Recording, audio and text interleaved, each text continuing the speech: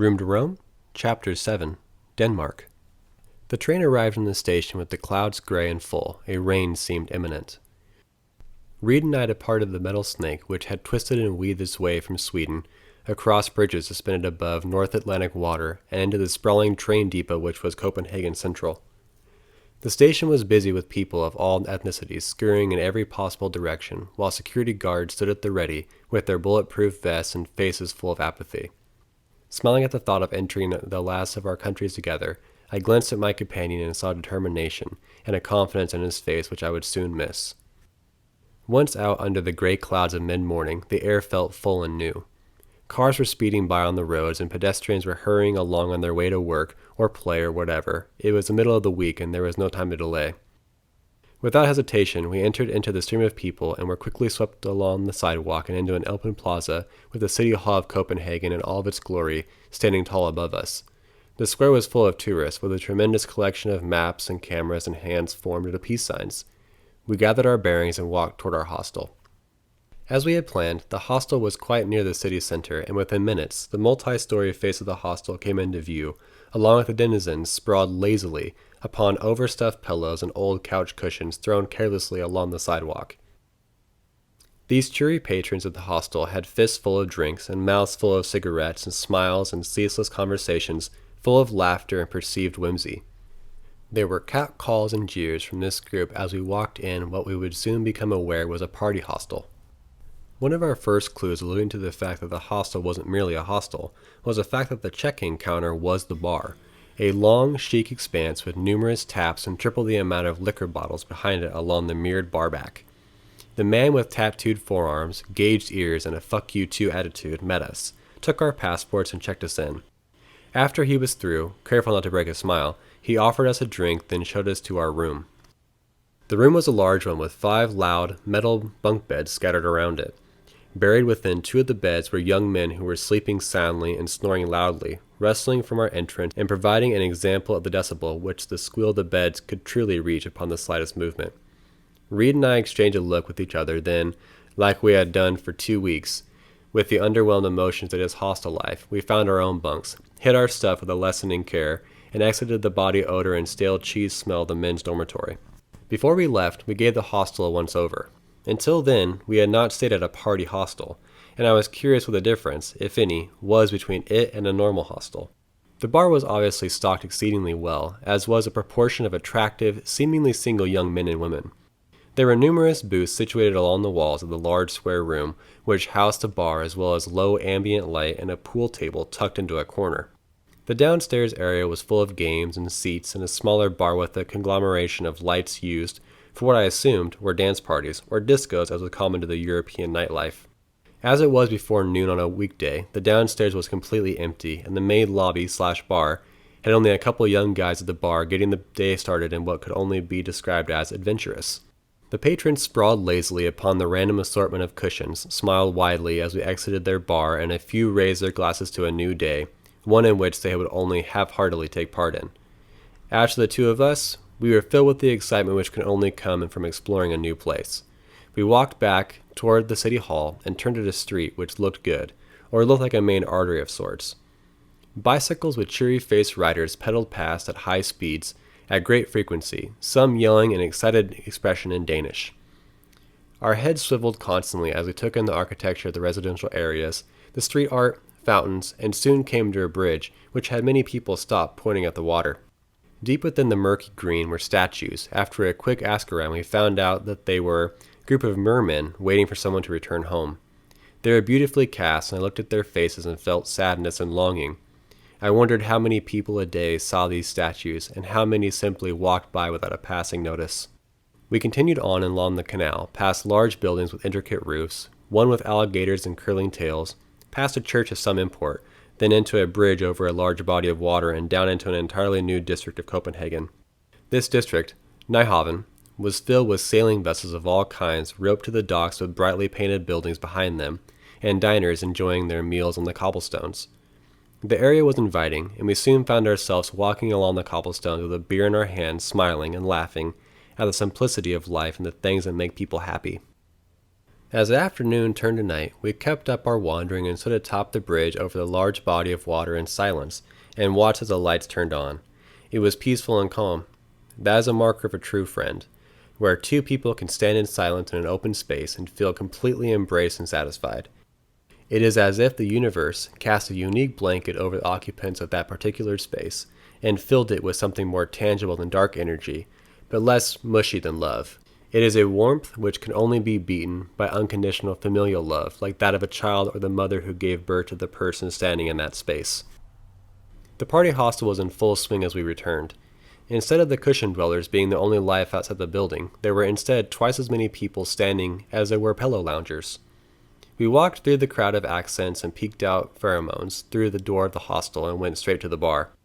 Surprisingly, they had excellent beer on tap, and Reed, being the beer connoisseur he is, found something which satisfied his experienced taste buds, and I found something which would take the edge off a long day of traveling. The room, which had earlier been empty with the exception of a few professional drinkers, was now swollen with laughing faces attached to hands filled with a variety of elixirs, which sparkled in the dim ambient lighting. Reed and I found a booth in the corner and began jabbering on about serious jibber-jabber, which he deemed to be important. Few others shared in this sentiment. As we were in the depths of something about Werner Herzog and his connection to filming something in the Amazon, three beautiful girls walked up to our table and sat down confidently, two next to Reed and one to me.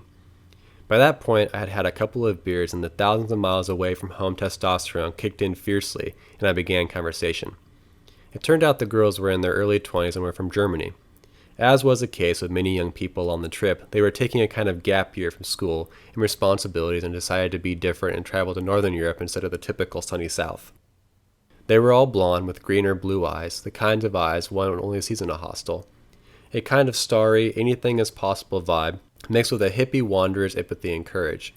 The five of us talked about all manner of things, most of all where we had gone and what I was about to embark on alone. After a solid hour of great conversation, an awkwardness cast its dark shadow across our table.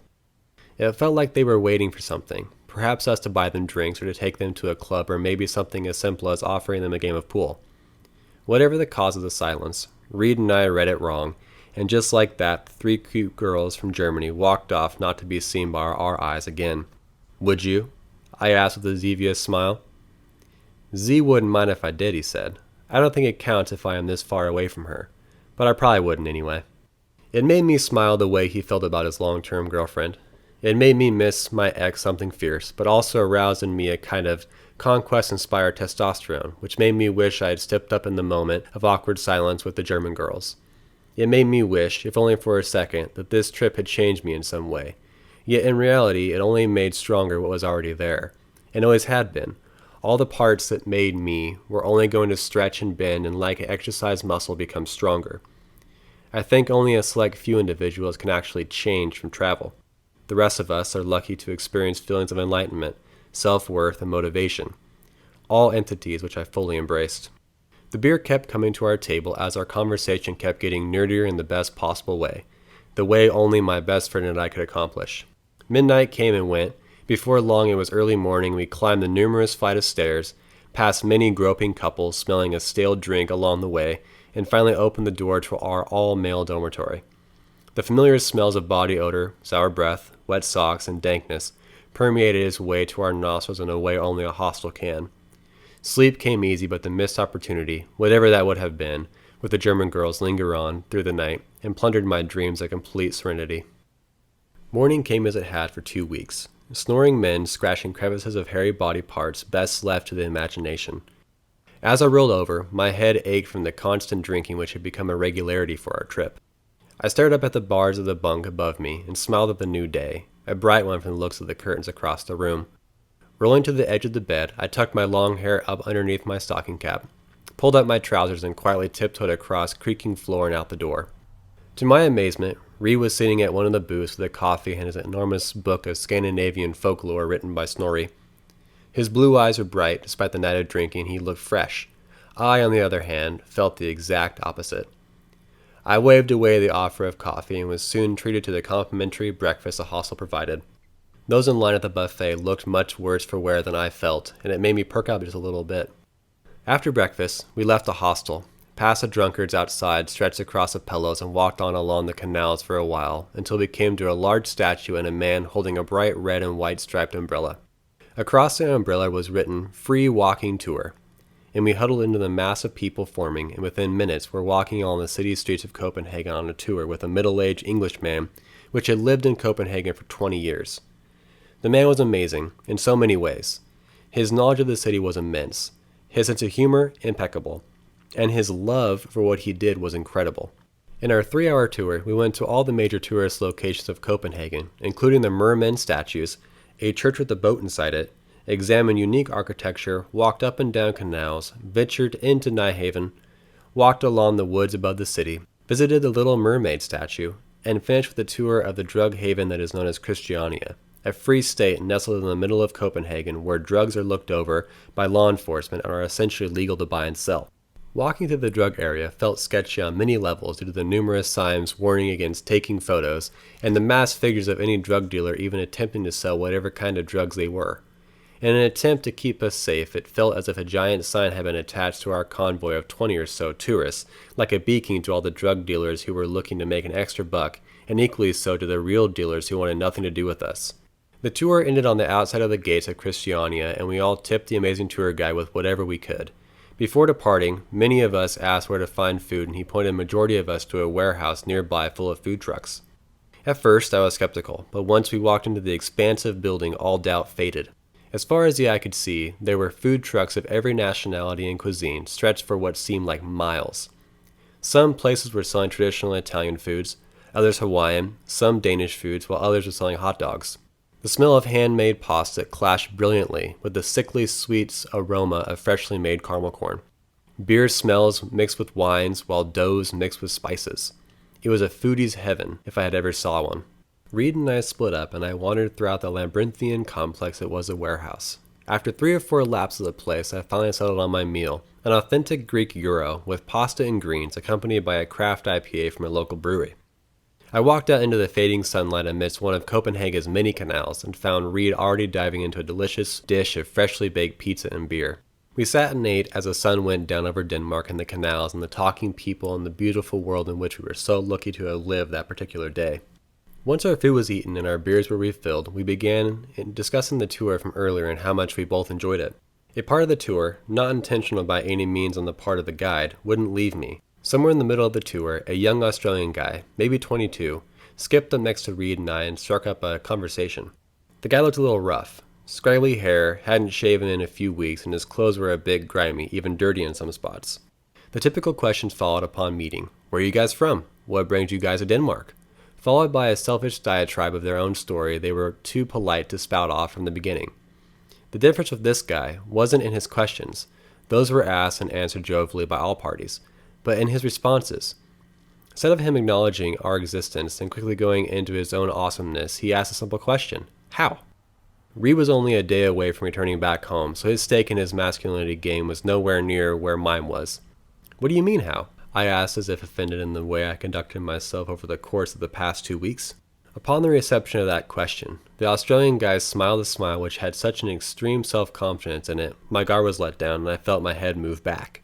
As we walked with the rest of the tour group, he told me his story. As was established from his accent, and later his telling me, he was from Australia and was at a point in his life where he wasn't sure what he would do.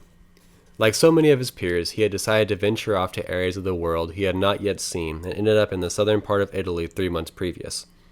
Once he had arrived, he got work at a vineyard, made some money, and lived free, then ventured up the north of Italy where he bought a motorcycle and crossed much of Central Europe, staying at flea-bag hostels, which boasted the cheapest rent and saving every cent he could. The motorcycle gave out in Germany, and he traded it in for a bicycle and pedaled the remaining distance to Copenhagen as fast as he could for the cheapest he could.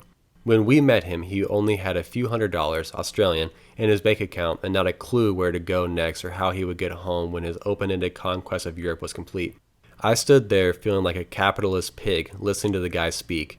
In the 3 months he had spent in Europe by the time we had met him, he had spent about the same amount as I had in 2 weeks. Each day I was wondering and whining about the uncertainty of my own travels and how to find an appropriate balance between comfort and cost.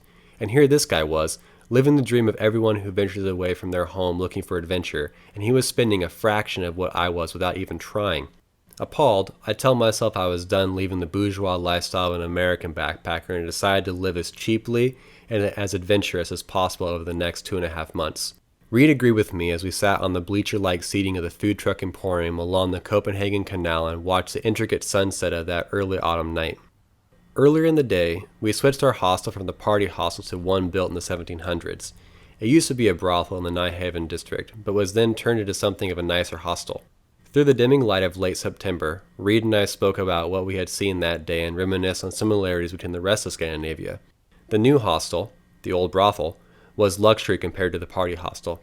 Quiet and accommodating, the new hostel's dormitory had the same amount of bunk beds, but with a simple addition of curtains on the beds to add that extra layer of privacy. Somehow the two of us got the last bunks in the room, full of sleeping, scratching men, and I ducked into my curtain-bottom bunk and Reed slowly crawled into his bunk atop of mine. Settling in for the night's rest, I pull out my phone and look up news in the contiguous countries of Europe.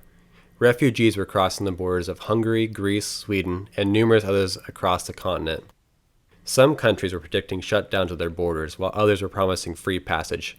I found my eyes growing heavy as they scanned the alternating views dancing across a bright screen, with the dark faces and the children looking directly into the camera with fear and panic. It would only be a few months until I faced a crisis myself. The next day, the final day of Reed and I as a pair, I woke to a relatively quiet room. Like so many days before, I stumbled out of the room, away from the comfort and warmth of my bed and into the lobby to find Reed sitting in an overstuffed chair, drinking a coffee with an intelligent stare, gazing off into nothing.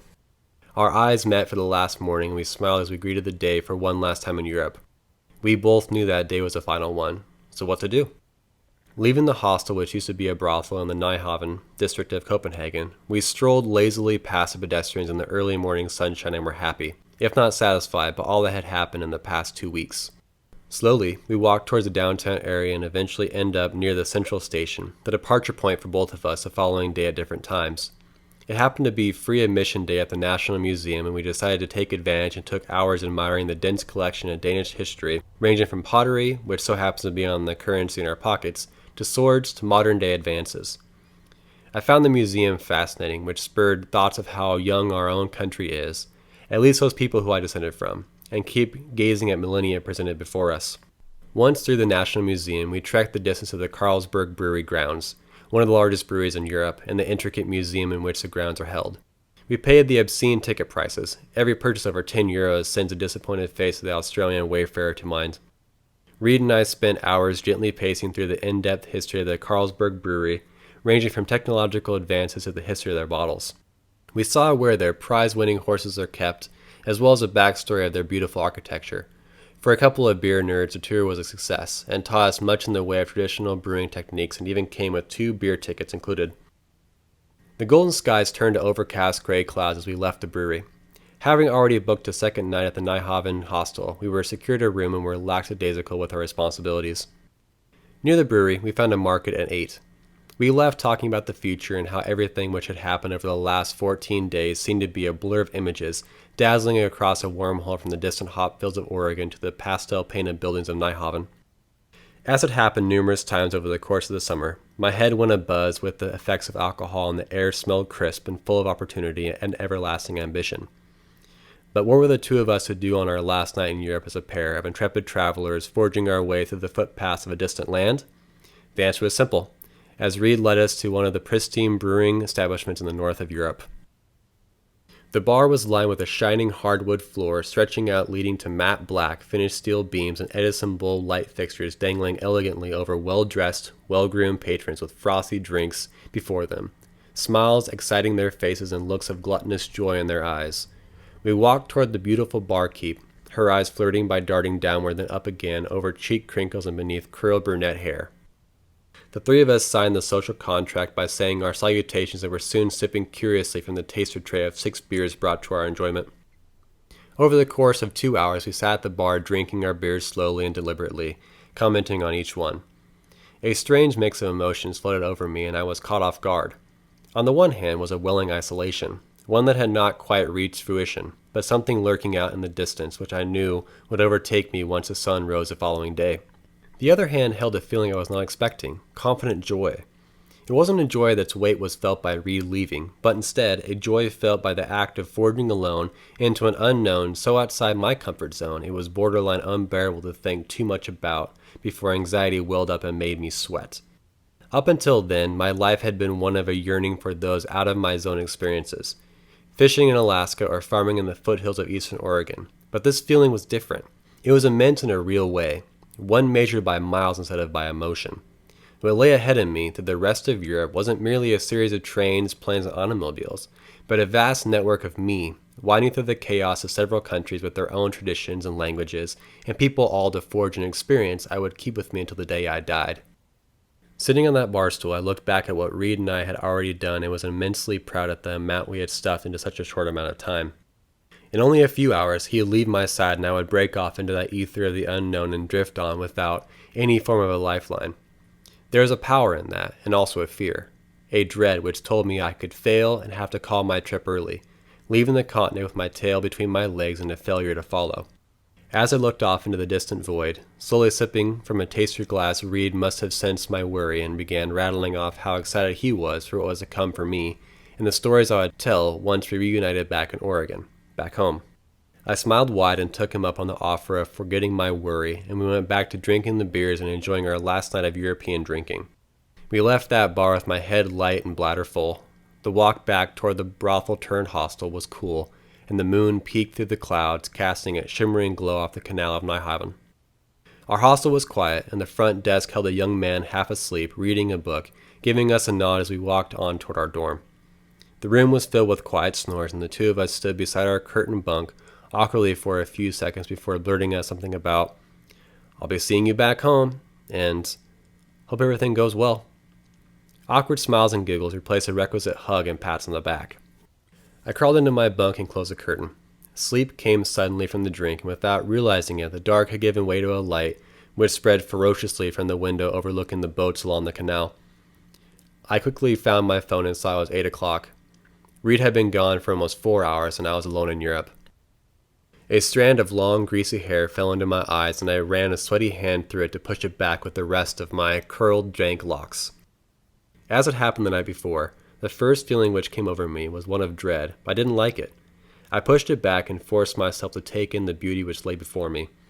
A wanderlust which had been brewing in the depths of me for so long, and here I stood at a precipice, looking up at a grand adventure, one which could truly tame that vagabond lifestyle I had yearned for. I smiled and ducked my head. More greasy curls fell over my eyes, and I left them there. The person I had always dreamed of becoming was sitting in a hostel far from home, and the only thing holding him back was a flimsy curtain. I walked out of that hostel with headphones in and a swagger in every footloose step. I was alone in Europe, and I couldn't wait to experience every adventure which lay before me. End of chapter.